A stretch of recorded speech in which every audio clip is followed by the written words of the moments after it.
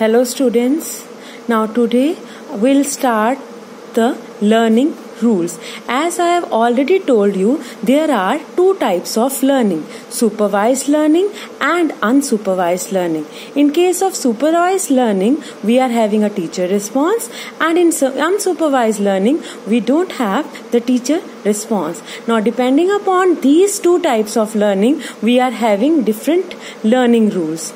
Now let us start with the learning. Learning means changing weight to attain final weight. That is, if we are having a present weight, it is because of the previous weight and the change in weight. So I have written here, present weight is always equal to previous weight plus change in weight. Once we get the desired output, it means network has been trained and we get the final weight.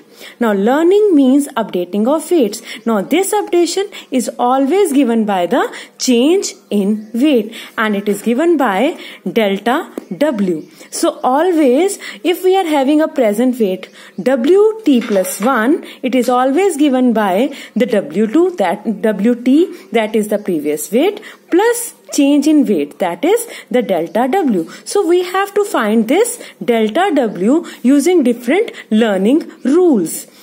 Now after iteration, that I have already told you, WT plus 1, the final weights are stored, then it is used in testing phase.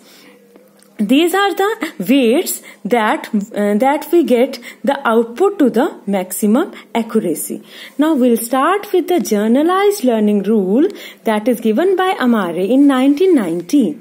The weight vector in this case is given by Wi, which is equal to the vector of Wi1, Wi2, Wi3 up to Win, and it is given by transpose, because we know that the vector is always given by Wi1, Wi2. This is the same written as the transpose in case of row. Now this I'll explain using a diagram which is given in this book.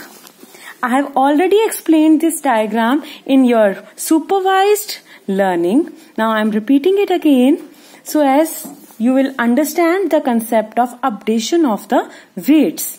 Now we'll start with the demonstration of this diagram. Here we are having different types of inputs. These inputs are given by the X and it is given by X1, X2 up to Xn. And here we have taken ith neuron.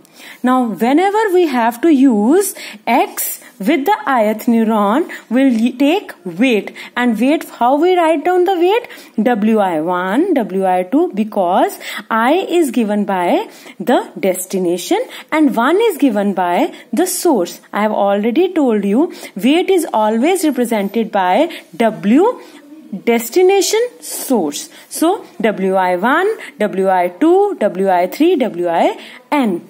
Now there is a sign which is represented by this arrow. This is because all the weights are variable, because we are learning the updation of the weights. Now these weights are being demonstrating the link in between the input and the neuron. Here we have taken the ith neuron.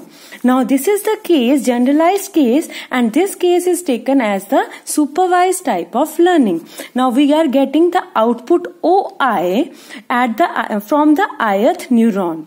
And this output OI is basically the function of what? It is the function of weights and inputs. So OI is equal to function of weights and inputs. Now here we are also having a desired response.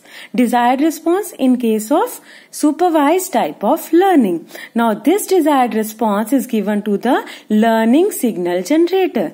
Now we are having OI, that is our actual response, and DI, that is our desired response given by the teacher, and this learning signal generator will give us a learning signal known as R here.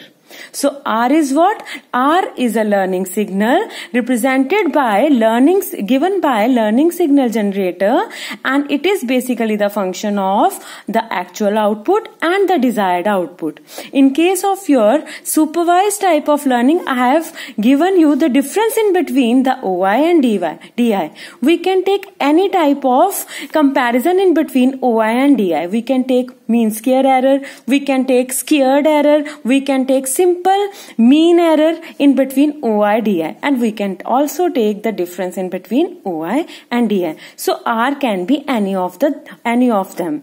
So R is basically the function of OI and DI. Now this R is given one of the factor for the change in weight. This is delta Wi.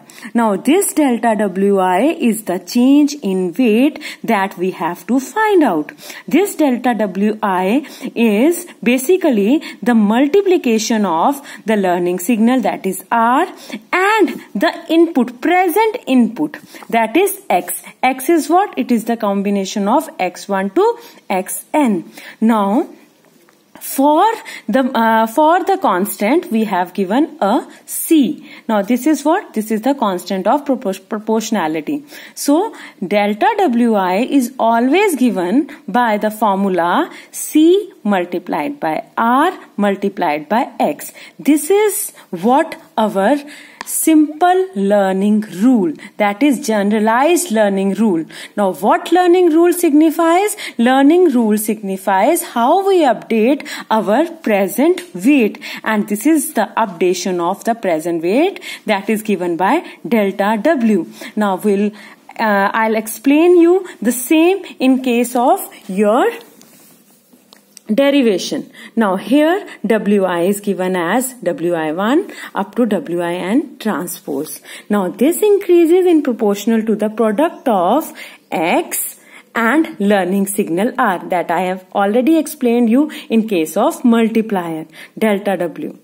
Now the learning signal R is in general a function of what? It is basically the function of OI and DI. Now OI in turn is the function of Wi and X. So we call R is a function of Wi, X and DI. So R is always referred to F of Wi, X, DI. We can also write here or R of Wi, X, DI. We can also write like this.